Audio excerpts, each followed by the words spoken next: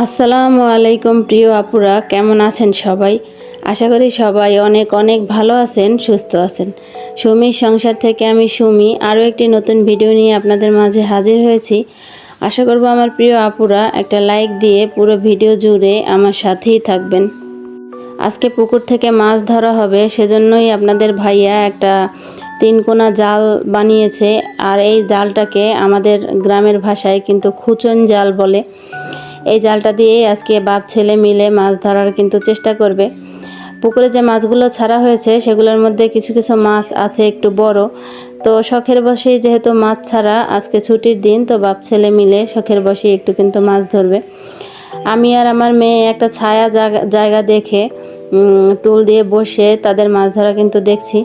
আসলে কাজের কাজ কিন্তু কিছুই হয়নি। এই জাল দিয়ে অনেক চেষ্টা করার পরেও কিন্তু কোনো মাছই তারা দুজন ধরতে পারছিল না।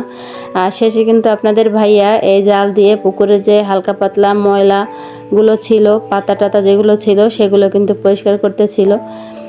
তো চারিদিকে এতটা রৌদ্র যে এখানে বসা খুবই কষ্ট হয়ে যাচ্ছিল। এরই মধ্যে কিন্তু তারা একটা মাছ ধরে ফেলেছে। একটা নয়, দুইটা মাছ তারা ধরছে। এগুলো হচ্ছে রুই মাছের বাচ্চা। আর এই মাছগুলো তো দেখাই যাচ্ছে যে মোটামুটি একটু বড়, খাওয়া যাবে আর কি। তো তারা অনেকক্ষণ চেষ্টা করার পরে কিন্তু 5টা মাছ ধরতে পেরেছে। তো এই যে আপনাদের ভাইয়া একটা মাছ ধরে কিন্তু এই যে এদিকে ফেলেছে। আর এখন আমার মেয়ে এই মাছটা ধরতে গিয়ে যে কি অবস্থা, সে মাছ ধরতেছে না কি ধরতেছে আল্লাহই জানে। অনেক কষ্ট করার পরে একটা কাগজ দিয়ে তারপরে কিন্তু সে মাছটাকে ধরতে পেরেছে। আমি দেখছিলাম যে সে কতক্ষণ লাগায় এই মাছটা ধরতে। তো অনেকক্ষণ চেষ্টা করার পরে অবশেষে সে কিন্তু মাছটা ধরতে পেরেছে। আর মাছগুলো নিয়ে একটা বালতির মধ্যে জমানো হচ্ছিল। তো অনেকক্ষণ চেষ্টা করার পরে 5টা মাছ কিন্তু ধরা হয়েছে। তো আমি বললাম এখন রাখো, আমরা যেহেতু 5 জন মানুষ, 5টা মাছ যথেষ্ট। তো মাছগুলোকে নিয়ে এখন বাসায় এসে পড়েছি। আর মাছগুলোকে আমি কেচির সাহায্যে কেটে নিচ্ছি। আমার এখন বসে বসে বটি দিয়ে কাটতে ইচ্ছে করছিল না। আর আপুরা তো জানেন আমি এরকমের একটা কাপড় কাটার কাঁচি নিয়ে নিয়েছি মাছ কাটার জন্য। তো সেটা দিয়েই কিন্তু আমি দাঁড়িয়ে দাঁড়িয়ে সিঙ্কে বসে মাছগুলোকে কেটে ধুয়ে পরিষ্কার করে তারপরে লবণ হলুদ মাখিয়ে রেখেছি যে এগুলোকে ভাজবো।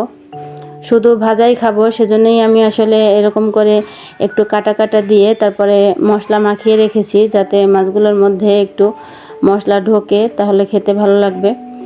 কিন্তু আমি শেষ পর্যন্ত কিন্তু সবগুলো মাছ ভাজার জন্য রাখিনি। এখান থেকে 2টা মাছ আমি আমার ছেলে মেয়ের জন্য ভাজা খাওয়ার জন্য রেখেছি। আর বাকি 3টা মাছ আমি কিন্তু কেটে তারপরে ভেজেছি।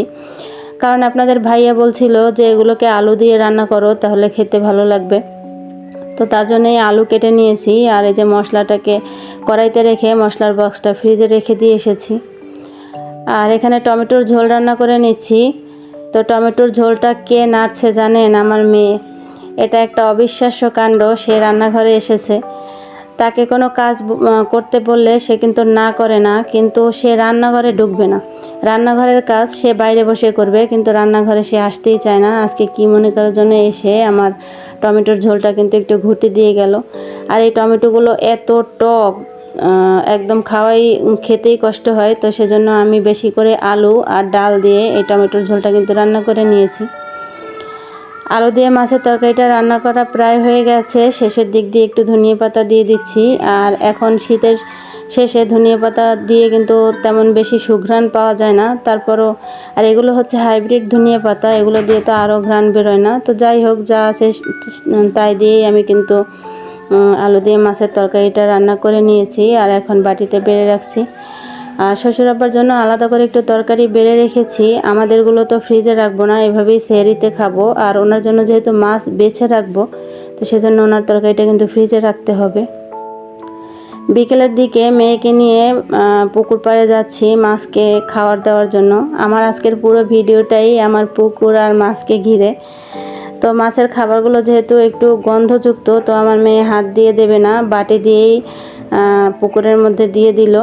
আর দেওয়ার সাথে সাথে মাছগুলো দেখেন কি অবস্থা, কি মনোরম দৃশ্য, দেখলেই মনটা কিন্তু ভালো হয়ে যায়। ওরা মনে হয় কি রেডি ছিল যে কখন খাবার নিয়ে আসবে আর কখন আমরা খাবো।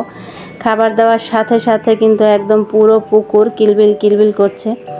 আর এখানে ছোট, মিডিয়াম আর একটু বড় 3 ধরনের মাছই কিন্তু আছে, আর বিভিন্ন ধরনের মাছ আছে। তো আমার পুকুরের পাড় দিয়ে কিন্তু ট্রেন লাইন অনেক কাছে, এখান থেকে ট্রেন দেখা যায়। আমি 2-1 দিন মোবাইল নিয়ে অপেক্ষা করেছি যে একটু ট্রেন চলার ভিডিও ক্লিপ নেব, কিন্তু পারিনি। আজকে যখনই মাছকে খাবার দিতে এসেছি, দেখেন ওই যে দূর দিয়ে ট্রেন দেখা যাচ্ছে। সোনায় সোহাগা আর কি, আজকে না চাইতেই ট্রেন চলার ভিডিও ক্লিপটা আমি নিতে পারলাম। আমার বাসার থেকে ট্রেন লাইনটা কিন্তু একদমই কাছে। তো যাই হোক, মাছকে খাবার দিয়ে ট্রেন দেখে আমরা এখন বাসায় চলে যাচ্ছি। আর আমার আজকের ভিডিওটি এই পর্যন্তই। ভিডিওটি কেমন লাগলো অবশ্যই কমেন্ট করে জানাবেন। আল্লাহ হাফেজ।